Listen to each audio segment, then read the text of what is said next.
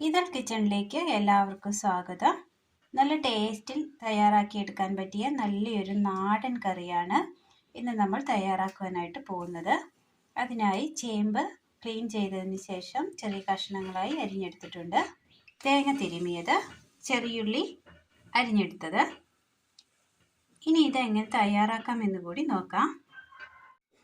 ഒരു ചട്ടി അടുപ്പത്ത് വെച്ച് കൊടുത്തതിന് ശേഷം അതിലേക്ക് ചേമ്പ് അരിഞ്ഞത് ഇട്ട് കൊടുക്കുക. വേകുവാൻ ആവശ്യമായ വെള്ളം, ഉപ്പ് ആവശ്യത്തിന്, മഞ്ഞൾപ്പൊടി.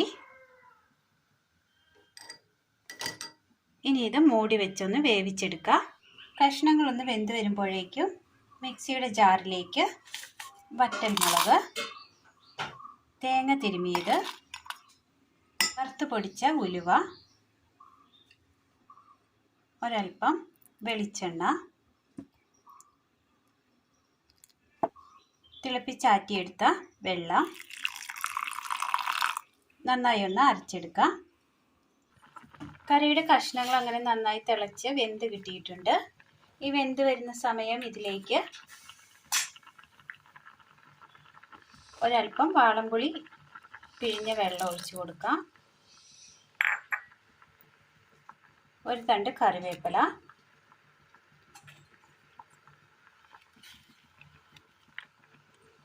ഒന്നുകൂടി ഒന്ന് തിളക്കട്ടെ. നന്നായി ഒന്ന് തിളച്ച് വന്നതിന് ശേഷം നമ്മൾ അരച്ചു കൊണ്ടുവന്ന തേങ്ങയുടെ അരപ്പ് ചേർത്ത് കൊടുക്കാം.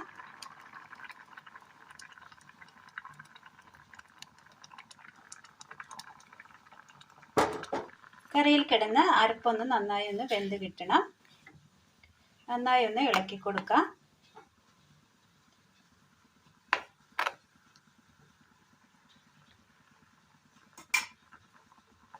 അരപ്പിട്ടതിന് ശേഷം നല്ലതുപോലെ തിളച്ച് കിട്ടിയിട്ടുണ്ട്. കറിയൊക്കെ കുറുകി കിട്ടിയിട്ടുണ്ട്. ഇതൊരു സൈഡിലേക്ക് മാറ്റി വെക്കാം. അടുപ്പത്തൊരു ചട്ടി വെച്ച് കൊടുത്ത് അതിലേക്ക് എണ്ണ ഒഴിച്ചു കൊടുക്കാം.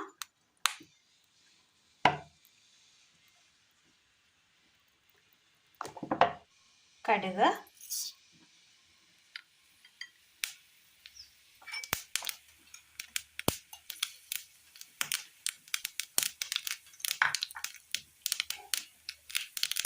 ചെറിയുള്ളി അരിഞ്ഞിട്ട് കൊടുക്കാം.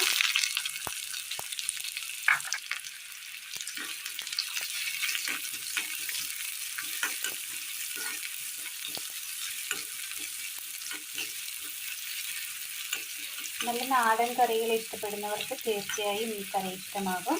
ഒരു പഴയ രീതിയിൽ തയ്യാറാക്കിയെടുത്ത നല്ലൊരു ചേമ്പ് കറിയാണ്.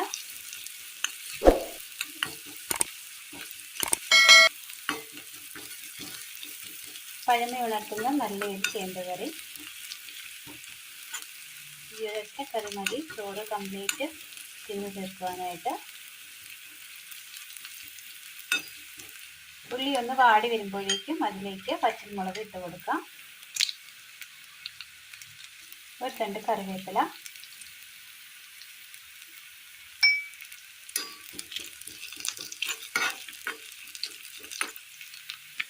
ഉള്ളി നല്ലതുപോലെ മൂത്ത് വന്നിട്ടുണ്ട്. തീ ഓഫ് ചെയ്യാം. കടുക് താളിച്ചത് കറിയിലേക്ക് ഇട്ട് കൊടുക്കാം.